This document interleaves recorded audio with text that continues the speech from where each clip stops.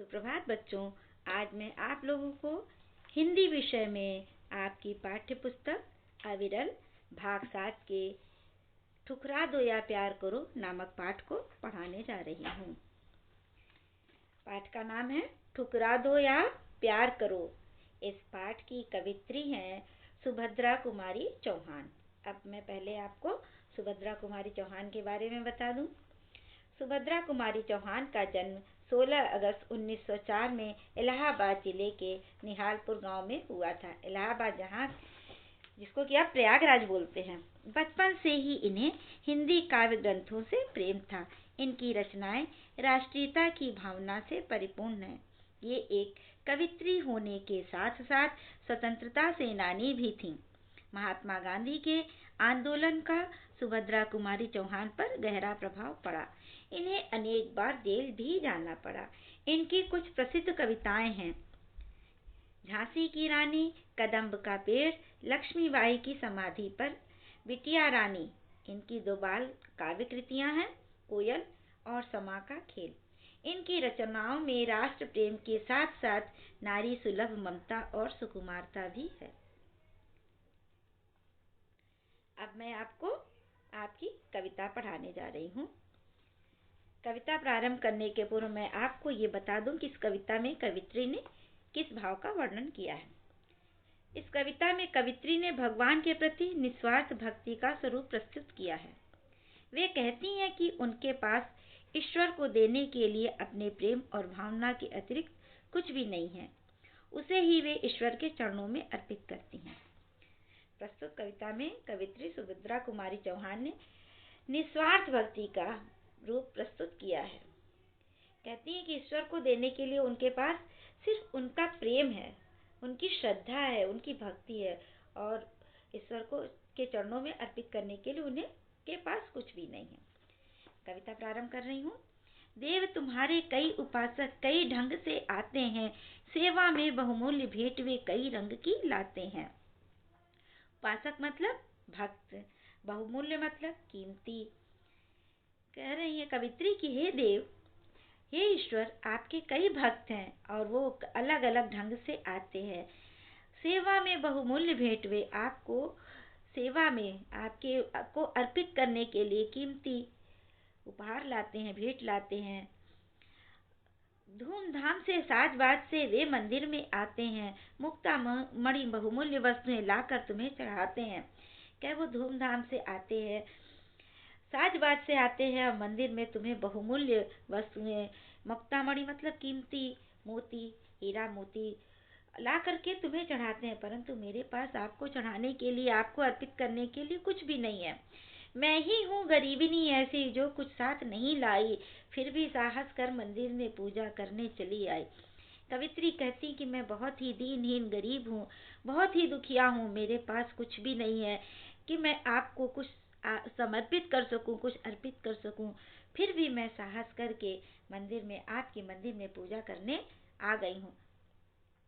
धूप दीप नैवेद्य नहीं है, झांकी का श्रृंगार नहीं, हाय गले में पहनाने को फूलों का भी हार नहीं। नैवेद्य मतलब भोग, जो ईश्वर को प्रसाद लगाया जाता है। और झांकी का श्रृंगार नहीं, श्रृंगार मतलब सजावट, और झांकी मतलब झरोखे से। हाय गले में पहनाने को फूलों का भी हार नहीं। कवित्री कहती हैं कि मेरे पास आपको चढ़ाने के लिए न तो धूप है, न दीप है और न तो भोग है। आपको मैं क्या प्रसाद चढ़ाऊं, आपकी मैं किस प्रकार से पूजा करूं।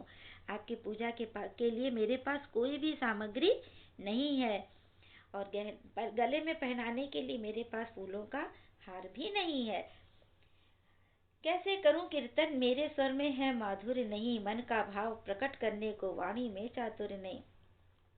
कवित्री कहती कि मैं आपका कैसे कीर्तन करूं, कैसे भजन कीर्तन करूं, किस स्वर में करूं। मेरे गले में वो माधुर्यता भी नहीं, वो मधुरता भी नहीं है और मन का भाव प्रकट करने को, अपने मन का भाव प्रकट करने के लिए वाणी में चातुर्य नहीं है, चतुराई नहीं है।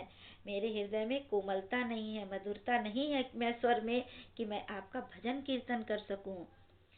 नहीं दान है नहीं दक्षिणा, खाली हाथ चली आई। पूजा की विधि नहीं जानती, फिर भी नाथ चली आई। कवित्री कहती कि मेरे पास दान करने के लिए धन नहीं है, दक्षिणा देने के लिए धन नहीं है, फिर भी मैं खाली हाथ आपके मंदिर में चली आई। मैं पूजा की विधि नहीं जानती। कवित्री कहती, हे ईश्वर, हे नाथ, मुझे पूजा की विधि भी नहीं मालूम है। मैं तो सिर्फ आपकी एक साधारण सी भक्त हूँ, फिर भी मैं आपकी पूजा करने चली आई। मेरे पास आपको अर्पित करने के लिए कुछ भी नहीं है। पूजा और पुजारपा प्रभुवर, इसी पुजारिन को समझो। दान दक्षिणा और निछावर, इसी भिखारिन को समझो। कवित्री कहती हैं कि मेरी भक्ति, मेरी प्रेम, मेरी श्रद्धा को ही आप पूजा कर समझ लीजिए, उसी को स्वीकार कर लीजिए। और पूजापा मतलब जो पूजा करने की जो सामग्री होती है, जो कि मेरे पास नहीं है। मेरे पास धूप दीप अक्षत नैवेद्य, आपको चढ़ाने के लिए भोग, गले में पहनाने के लिए हार, मेरे पास कुछ भी नहीं है। हे ईश्वर, इस गरीब भिखारिन पर दया करो। मेरी भक्ति को ही दान दक्षिणा समझ के उसको स्वीकार करो, क्योंकि मैं बहुत ही गरीब हूँ। मैं उन्मत्त प्रेम की प्यासी हृदय दिखाने आई हूँ। जो कुछ है वह यही है, इसे चढ़ाने आई हूँ। क्या मैं तो आपके प्रेम की प्यासी हूँ, मैं आपके प्रेम की प्यासी हूँ, मैं हृदय दिखाने आई हूँ, मैं अपने भाव प्रकट करने आई हूँ। आपके प्रति मेरे मन में जो भक्ति है, मैं उसे लेकर के आई हूँ, उसे आपको दिखाने आई हूँ। मेरे पास जो कुछ है बस वही है, मेरे भाव हैं, मेरी भक्ति है, मेरी श्रद्धा है। मैं इसी को आपको चढ़ाने आई हूँ, इसी को आपको समर्पित करने आई हूँ। चरणों पर अर्पित है, इसको चाहो तो स्वीकार करो। यह तो वस्तु तुम्हारी ही है, ठुकरा दो या प्यार करो। चरणों पर अर्पित है। कवित्री कहती है कि मेरा प्रेम, मेरा भक्ति, मेरी श्रद्धा, मैं आपको यही समर्पित करती हूँ। मैं आपके चरणों में यह अर्पित करती हूँ। इसको हे प्रभु, आप चाहे तो इसको स्वीकार कर लें। यह तो आपका ही दिया हुआ भाव है जो मेरे हृदय में विद्यमान है, और या तो आप इसको स्वीकार करिए या ठुकरा दीजिए। कवित्री कहती कि उनके पास ईश्वर को देने के लिए अपनी प्रेम और भावना के अतिरिक्त कुछ भी नहीं है। वे उसे ईश्वर के चरणों में अर्पित करने आई हैं। तो कहती मेरे पास जो कुछ है, या तो आप इसे स्वीकार कर लीजिए या ठुकरा दीजिए।